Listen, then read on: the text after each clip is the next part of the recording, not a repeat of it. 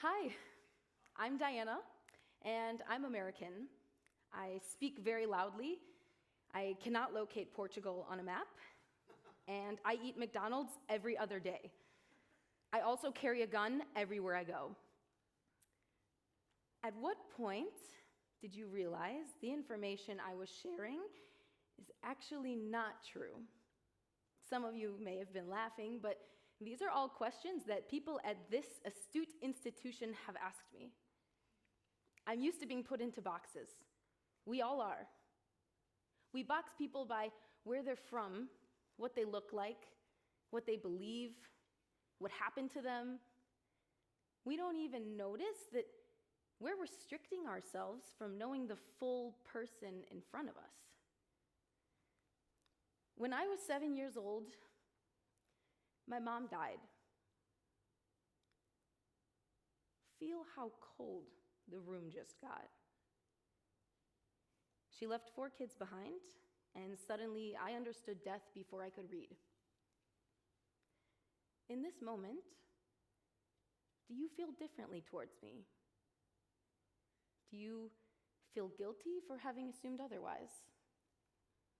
After hearing this, some of you may even treat me differently. That's what stings the most. I didn't grow up in a place like this, full of diversity and difference. I grew up in a cookie-cutter American suburb where everyone was copy-paste. So when my mom died, something that almost never happened there, I became the girl whose mom died. Over time, I noticed the way people would change when they learned this. Their voices got softer. They would start treating me differently. I could feel pity in every interaction. So I learned to keep it a secret. Not because I was ashamed, but because I didn't want to be trapped in that box. Fast forward to my undergraduate. In my second year, I took a business communications course where we were put into teams of 6 to work with throughout the semester. We spent countless hours together and became quite close, or so I thought. On the last day of the semester, our professor told us that we were to share in our teams a story of something that changed our lives. My immediate thought was, I'm not about to tell these people that my mom died in this classroom at 9 a.m. on a Tuesday. But I've also been here before, and people tend to shut down when I share my story or not want to go after me because they think I've won or they compare their struggles to mine. So I started thinking of other stories to share. Meanwhile, one of my teammates shared about his parents' divorce and how hard that was for him.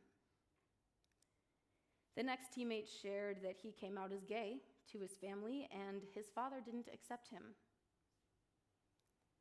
Of course, we were all sobbing, but I was also empowered by their vulnerability.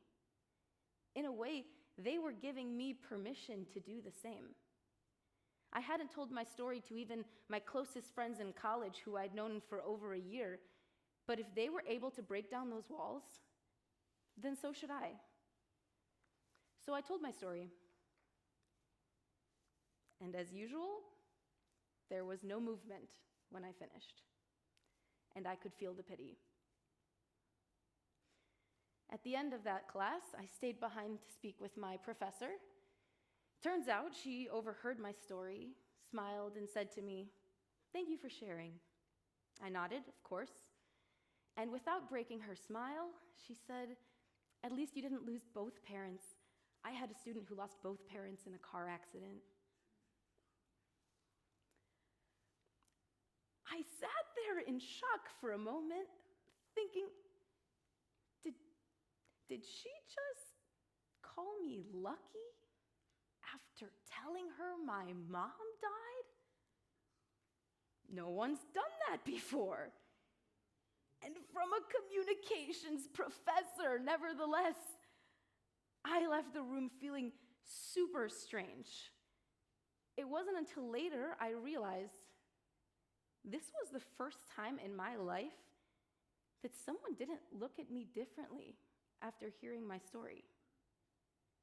There was no special treatment, not an ounce of pity. And honestly, that feeling was liberating. She stripped the power from the box. I wasn't special. I wasn't defined by this. I was just a person who's experienced loss like many people do in many different ways. And I realized, ironically, all this time, by keeping this part of me hidden, I'd been doing to myself exactly what I feared others would do to me. I put myself in a box.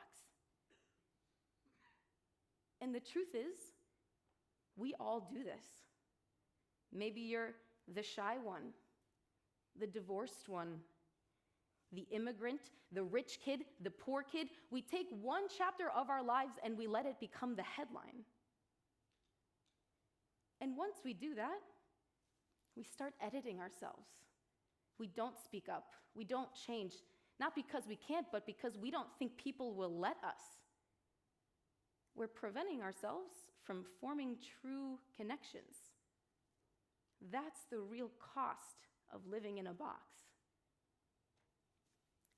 So what do? You don't ignore it. You don't fight it. You overcome it. You let yourself be more than one story, and you give other people permission to do the same. Because when you show up as a whole person, you invite other people to meet you there.